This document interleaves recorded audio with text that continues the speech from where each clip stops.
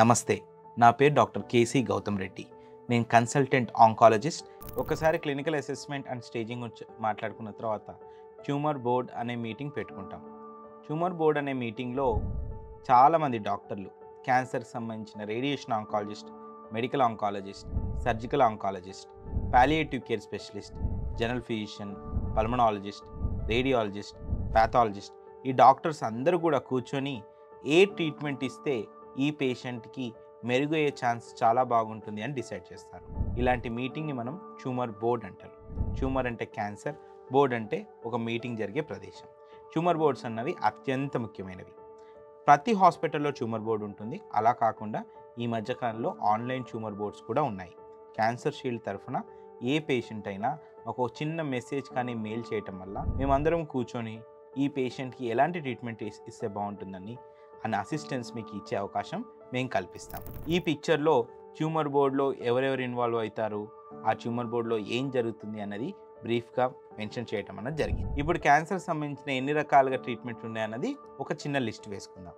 Cancer సంబంధించి surgery, reconstruction, surgery చేసిన తర్వాత ఆ భాగాన్ని మళ్ళీ తయారు చేయటం, external beam radiotherapy, brachytherapy, cytotoxic chemotherapy, targeted therapy, immunotherapy, stem cell transplantation, radio pharmaceutical therapy and hormonal therapy. ఇలా 10 డిఫరెంట్ రకాల ట్రీట్మెంట్ ఉంటుంది. ఆ పేషెంట్ యొక్క స్టేజ్ని బట్టి, పేషెంట్ యొక్క క్యాన్సర్ని బట్టి ఏ ట్రీట్మెంట్ ఎలా ఇవ్వాలి, ఏ కాంబినేషన్లో ఇవ్వాలి అన్న డిస్కషన్ యూజువల్గా ట్యూమర్ బోర్డులో జరుగుతుంది. ఇప్పుడు ఒక్కొక్క ట్రీట్మెంట్ ఏంటి, అది ఎలా చేస్తారు, దానివల్ల ఏమి ఉపయోగాలు ఉంటాయి అన్నది మనం మాట్లాడుకుందాం. క్యాన్సర్ అనగానే మనకు మొట్టమొదటిగా గుర్తుకొచ్చేది సర్జరీ. సర్జరీ క్యాన్సర్లో చాలా ఇంపార్టెంట్ రోల్ ప్లే చేస్తుంది. సర్జరీ చేయటం వల్ల ముందుగా క్యాన్సర్ అంటే ఏంటో తెలుసుకునే అవకాశం దొరుకుతుంది. దాని తర్వాత బాడీలో ఉన్న క్యాన్సర్ని తీసేయటం అనేది జరుగుతుంది. పూర్వకాలంలో ఓపెన్ సర్జరీస్ చేసేవాళ్ళు, అంటే లోపల ఉన్న దాన్ని కనిపెట్టడం కోసం చర్మాన్ని మొత్తం ఓపెన్ చేసేవాళ్ళు. ఈ మధ్య కాలంలో జరుగుతున్నటువంటి కెమెరా అడ్వాన్స్మెంట్ వల్ల లాప్రోస్కోపిక్ సర్జరీ, రోబోటిక్ సర్జరీలు లాంటివి కూడా చేస్తున్నాం. సర్జరీ చేసి కణితి తీసేయటం పెద్ద విషయం కాదు. కణితి తీసేసిన తర్వాత మళ్ళీ ఆ ఆర్గాను తన పని తను చేసేటట్టుగా చేయటాన్ని రీకన్స్ట్రక్షన్ అంటారు. యూజువల్గా ఈ రీకన్స్ట్రక్షన్ ప్లాస్టిక్ సర్జన్స్ చేస్తారు. ఈ రీకన్స్ట్రక్షన్లో కాస్మెటికల్గా కానీ ఫంక్షనల్గా, అంటే ఫంక్షనల్ అంటే వేరే ఇబ్బంది లేకుండా పేషెంట్ని మళ్ళీ తన పనులు తను చేసుకునేటట్టు చేయటాన్ని రీకన్స్ట్రక్షన్ అంటారు. రీకన్స్ట్రక్షన్ వల్ల పేషెంట్ మళ్ళీ నార్మల్గా కనపడటము, తన ఫంక్షన్ అన్నీ మళ్ళీ మామూలుగా జరగటము, మింగటానికి ఇబ్బంది రాకుండా ఉండటము, దాని తర్వాత పేషెంట్ యొక్క క్వాలిటీ ఆఫ్ లైఫ్ పెరగటం అనేది జరుగుతుంది.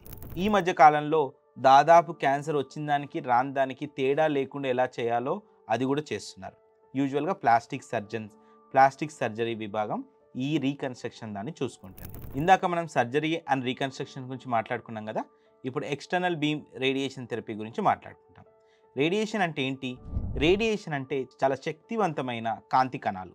ఈ శక్తివంతమైన కాంతి కణాలు క్యాన్సర్ కణాల మీద పడటం వల్ల క్యాన్సర్ కణాలు చనిపోతాయి. మామూలు కణాలు చనిపోవా అంటే అలా కాదు.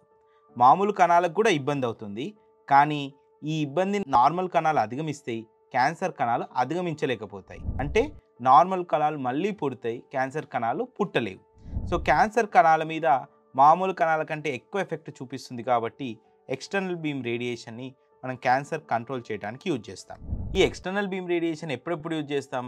మొదటి పూర్తిగా క్యూర్ చేయటం, లేదా ఆల్రెడీ సర్జరీ చేసిన తర్వాత మళ్ళీ తిరిగి రాకుండా చూసుకోవటం, ఇలాంటి విధానాల్లో ఈ ఎక్స్టర్నల్ బీమ్ రేడియేషన్ అన్నది చేయటం అన్నది జరుగుతుంది. ఎక్స్టర్నల్ బీమ్ రేడియేషన్ ఎన్ని రకాలు? పూర్వకాలంలో దీన్నే కరెంట్ ట్రీట్మెంట్ అని కూడా అనేవాళ్ళు. ఎందుకు కరెంట్ ట్రీట్మెంట్ అనేవాళ్ళంటే కరెంట్ షాక్ కొట్టినప్పుడు ఎలాగైతే నల్లగా మారుతుందో పేషెంట్లు అలా మారేవాళ్ళు. ఈ మధ్య కాలంలో ఉన్న రేడియేషన్లో అలా ఏమీ మారట్లేరు. ఎందుకంటే ఆ రేడియేషన్ ఇచ్చే విధానం మారింది.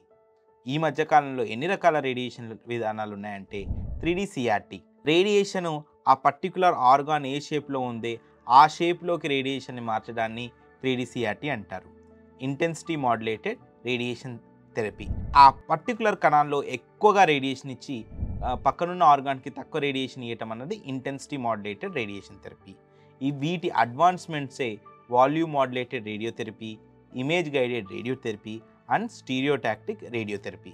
ఇలా ఒక్కొక్క టెక్నిక్ పెరగటం వల్ల క్యాన్సర్ కణాలకి ఎక్కువ రేడియేషన్ ఇచ్చి నార్మల్ ఆర్గాన్కి తక్కువ రేడియేషన్ ఇచ్చే వీలు ఉంటుంది. 3DCRT కంటే ఐఎంఆర్టీ కంటే వీమ్యాట్ కంటే ఐజీఆర్టీ ఎక్కువ స్పెసిఫిక్గా ఉంటుంది.